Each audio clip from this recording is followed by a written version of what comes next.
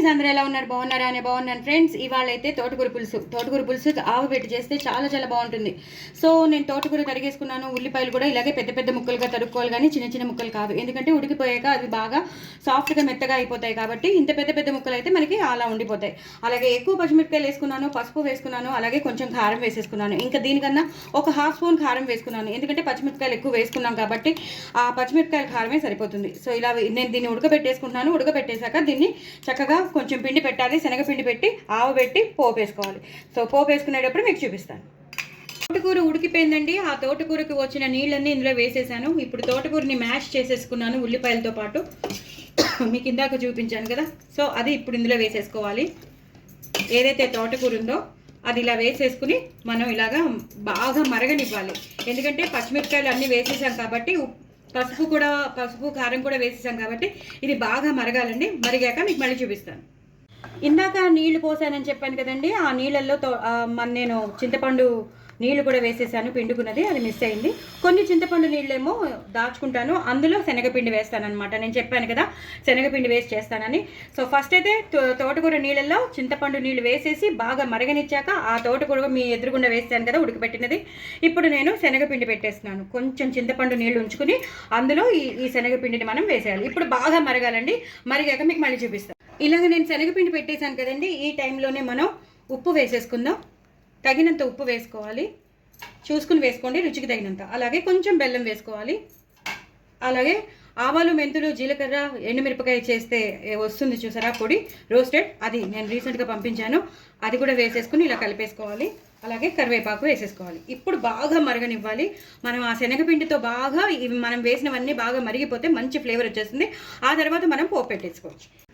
చూసారు కదండి, బాగా మరిగిపోతుంది. మనం పెట్టుకున్న తోటకూర పులుసు చాలా చాలా బాగుంటుంది. చపాతీలో కూడా నంచుకోవచ్చు, మెయిన్ కోర్స్ అన్నంలోకి అయితే సూపర్గా ఉంటుంది. అలాగే జీలకర్ర, ధనియాల పొడి కూడా వేసేస్తున్నాను. ఎండుమిరపకాయలతో పాటు మనం ధనియాలు వేసి చేసుకుంటాం కదా, ఆ పొడి కూడా వేసేసాను. అది కూడా వేసేసాక ఇప్పుడు మనం పోపు వేసేసుకుందాం. ఆవాలు, జీలకర్ర, ఎండుమిరపకాయలు వేసేసాను వెల్లుల్లిపాయలతో పాటు. ఇంకా మినపప్పు, శనగపప్పు అలాంటివి వేయరు. జస్ట్ ఆవాలు, జీలకర్ర, ఎండుమిరపకాయలు, వెల్లుల్లిపాయలు వేసాను. వెల్లుల్లిపాయలు అక్కర్లేదన్న వాళ్ళు స్కిప్ చేసుకోవచ్చు. ఇంగు మాత్రం మస్ట్ అండి. ఇంగు లేకపోతే అస్సలు బాగోదు. ఆ ఫ్లేవర్ అనేది రావాలి. తోటకూర పులుసు కదా, అందులోనూ మనం ఆవ పెడతాం కదా, ఆవ అనేది మొత్తం పోపు పెట్టేశాక స్టవ్ బంద్ చేశాక పెట్టుకోవాలి.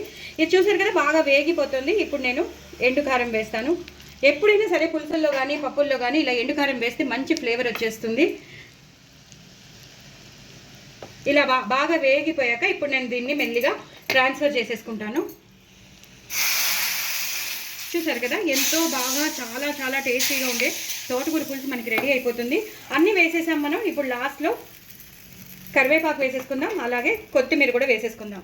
అయిపోయింది కదా. నేను ఇప్పుడు బాగా ఒక్క 2 నిమిషాలు మరిగనిస్తానండి. చూసారు కదండి, నేను బాగా మరిగిపోయిన తోటకూర పులుసుని బంద్ చేసేసాను. ఇలా బంద్ చేసేసిన తోటకూర పులుసులో అప్పుడు మనం ఆవాల్ని జస్ట్ పచ్చి ఆవాలు ఉంటాయి కదా, వాటిని గ్రైండ్ చేసేసుకుంటే మనకి ఒక పొడి అనేది వచ్చేస్తుంది. దాన్ని యాస్టీస్గా వేయకూడదు, ఎప్పుడు ఇలా వాటర్లో కలిపి వేయాలి. సో ఇప్పుడు నేను వేసేస్తాను. మనకి ఎంత కావాలో అంతే వేసుకోవాలి. ఎక్కువ వేసేసామనుకోండి అది చేదు వచ్చేస్తుంది. ఒక 2 నిమిషాల తర్వాత నేను చల్లారిపోయాక నేను వేసినాను. మరీ బాగా చల్లారిపోక్కర్లేదు, కొంచెం గోరువెచ్చగా అయిపోయాక మనం వేసేయచ్చు అనమాట. నేను ఇప్పుడు వేసేస్తాను. నాకు ఎంత కావాలో అంత వేసేస్తాను. సో సూపర్ టేస్ట్ వస్తుంది, సూపర్ ఫ్లేవర్ వస్తుంది. ఆవ పెడితే మాత్రం చాలా చాలా బాగుంటుంది.